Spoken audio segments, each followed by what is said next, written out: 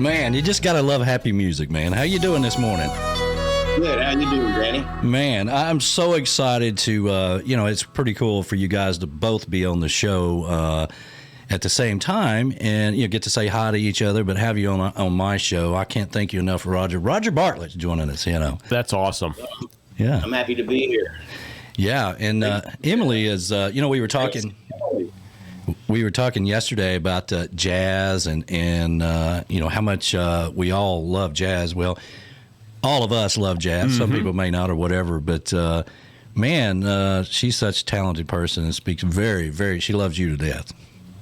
Well, she's a great musician herself. She's one of the only people last time I saw her, she was like, "Oh, I've been really busy. I haven't touched the violin in like 2 months or something." And then she got up and just ripped it. I was like, "Oh my God, I gotta get up and practice every day." Well, I hate we run over it a little bit, but it is Emily Randall, so that's that's a good thing, and it's so good to see everybody out and playing music and having a good time after the year we went through last year. So you being the original Coral Reefer, that's what everybody always says. That's what it is. And how did you guys, I know you've probably told this 1,000 times, but how did you get hooked up with Jimmy? Well,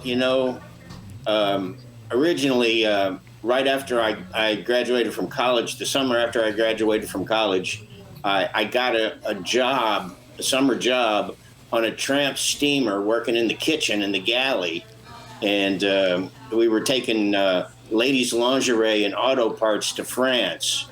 And Jimmy just happened to be the first mate on the ship for that summer. And we used to get out on the deck and we'd play the guitar and have a good time. And we took the shipment into the port of Marseille there. And actually, that's where we ran into Keith Sykes, because he was working in a bistro in Marseille there. And he was dating a girl who was an Apache dancer. And so. Wow. Yeah. Yeah, that's a whole nother story, huh?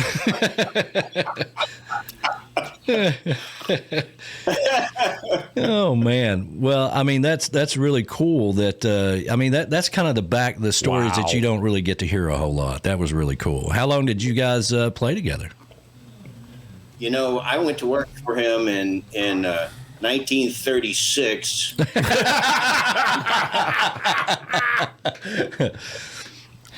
Actually, it was 73. Wow. And, I worked with him.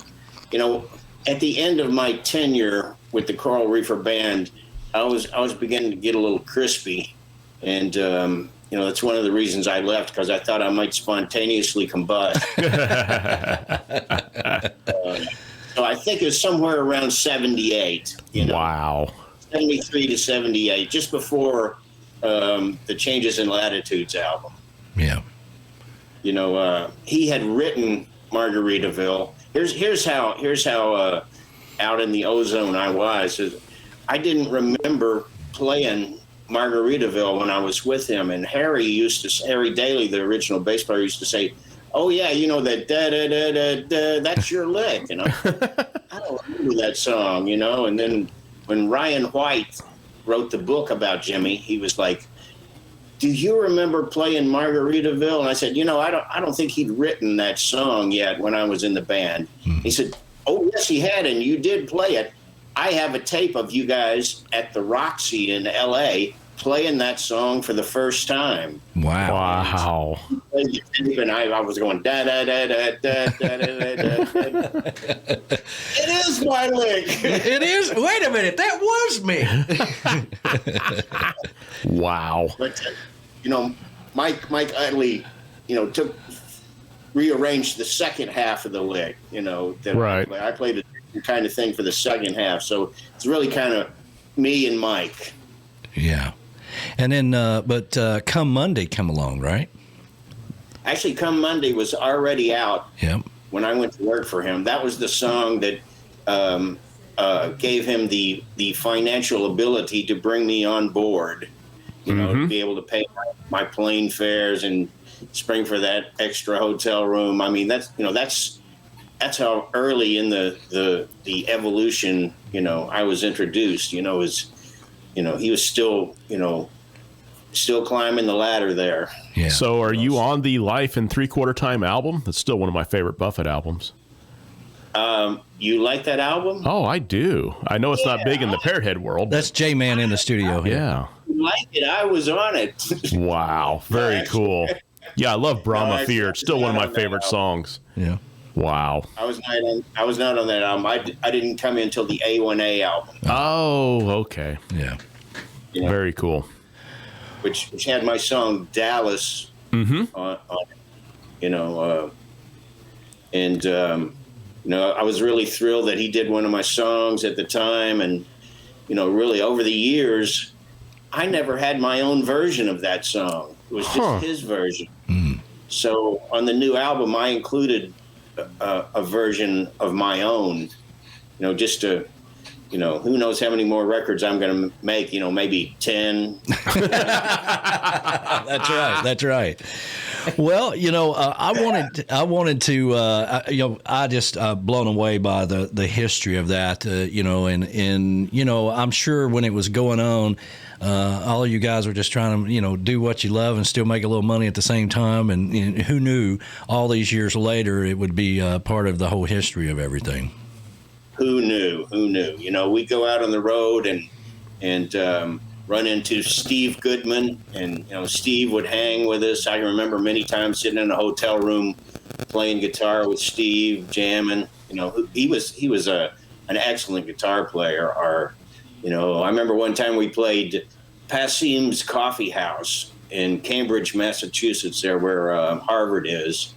And after our gig, we went out, on the town, and John Prine was playing in town. And wow, and I have a vague recollection of us crawling up onto the stage, sitting in with him, That's so cool. And John Prime, we call ourselves Coastal Americana, and he was really considered a big Americana artist, right? And big, always headlining Americana Fest and stuff outside of Nashville and stuff like that. But that's one right there where the world is a little bit more sadder without it, but without him in it. But the music lives on, Well, he did leave his mark. Definitely. I mean, if he'd had only written one good song, it'd be one thing. But he has so many good songs, and so many. I mean, you can't really say he's got a signature song because there's so many you could say. Oh well, I love that one. Even right up until the end of his life. Yeah. He was writing really great songs. Yeah, he had that throat surgery, and it changed his voice a little bit. And I remember hearing an interview that he did, I think it was with Terry on NPR or whatever, but he was like, I kind of like my voice like this. It changed his voice a little bit because there was a time where he didn't think he was going to be able to sing at all. Yeah, well, he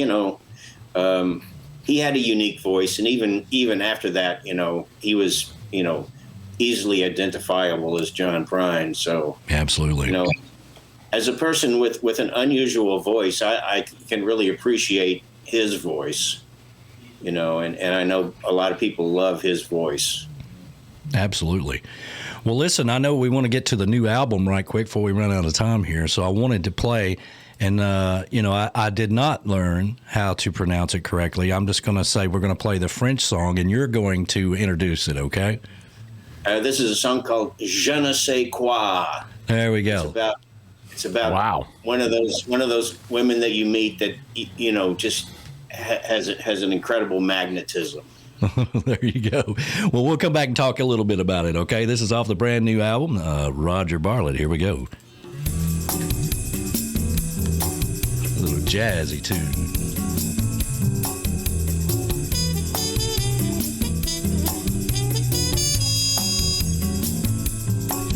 She loves Claude Monet, sailing ships, Saint-Tropez, skinny dips.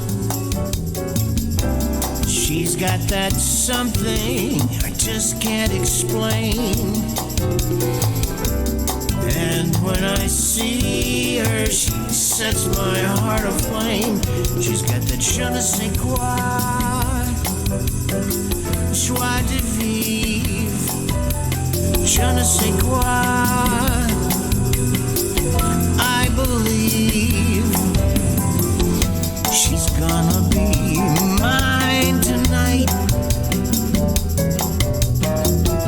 She's gonna be mine tonight. She loves Art Nouveau, French cuisine,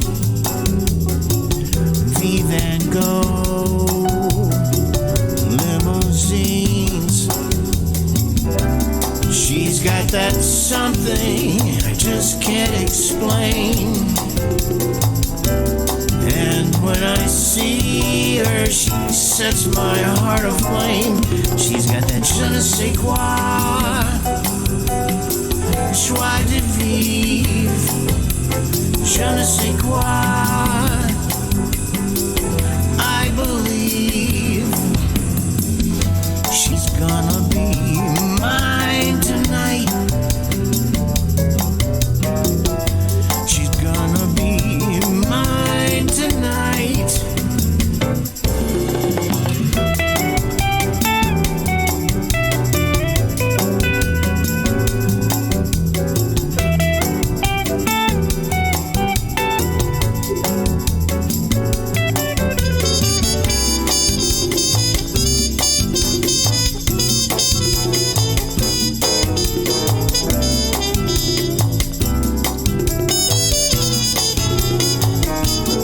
She's got that je ne sais quoi,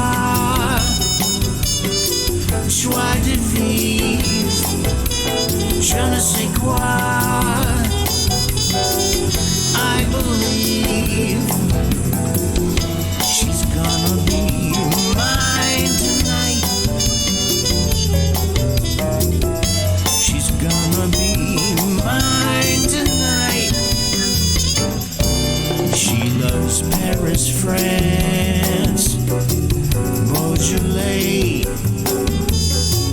true romance. I can say she's got that something I just can't explain. And when I see her, she sets my heart aflame. She's got that je ne sais quoi, joie de vivre, je ne sais quoi. I believe she's gonna be mine tonight. She's gonna be mine tonight.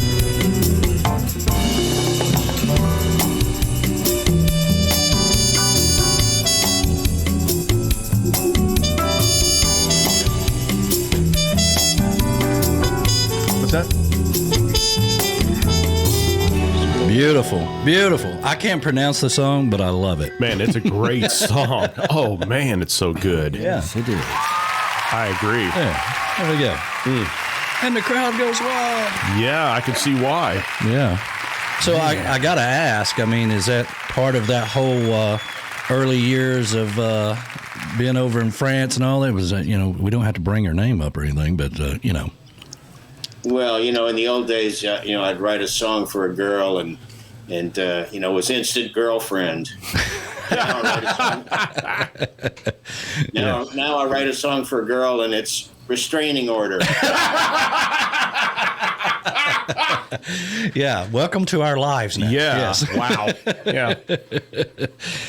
Well, man, I can't thank you enough for being on the show this morning, and I really appreciate you making the time because all of a sudden you've gotten busy with Meeting the Minds and making time to be at our event, the Tiki Man Radio Songwriter Showcase Key West Bound. That's a big deal for us to have you there, so we really want to thank you for that.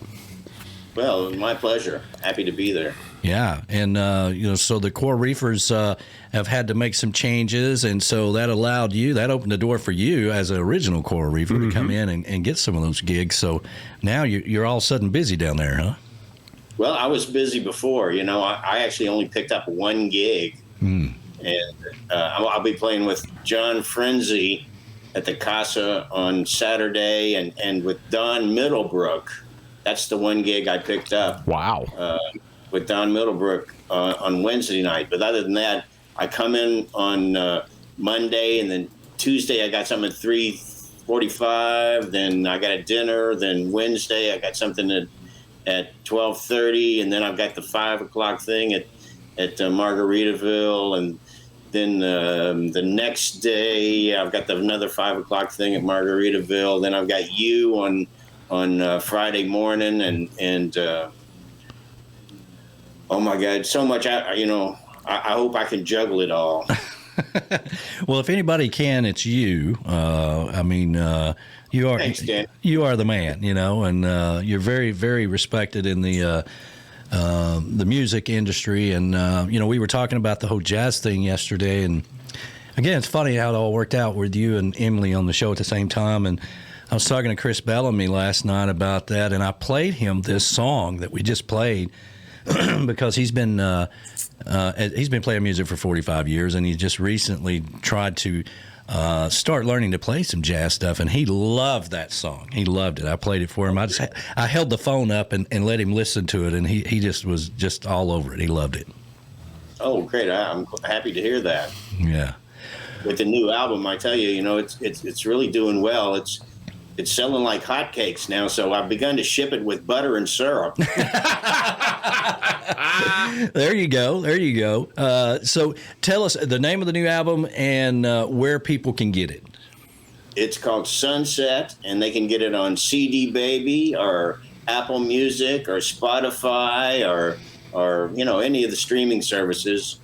Or you can go to rogerbartlett.com and email me from there and buy it straight from me, and I'll sign it. Oh, wow. Very cool. We always encourage everybody to buy the music directly from the artist. Number one, it helps support you, and like I always like to say, you might get it signed, you might get a sticker, you might get might get something you're not expecting. Might even cost you a little more, but that's the point. You're supporting the artist. Well, if 100 people bought my album on Apple Music, I would make more money than I would make for 100,000 streams. Wow, that's crazy. Yeah. Well, we can't wait to get down to Key West and hang out with you, and hopefully continued success as always. With your next 10, 12 albums you got coming out. But we're gonna let you fly. We just can't thank you enough for being on the show. It really means a great deal for. Thanks for having me. And we can't wait to get down there and hang out with you. So we really appreciate it this morning. Great song. Yeah. So what we're gonna do is we're gonna go away with playing Ocean Avenue, which is another one of my favorites. All right. Okay. Great. All right, brother. We'll see you down in Key West. Okay. All right. See you later, Dan. Thanks, man. Appreciate it.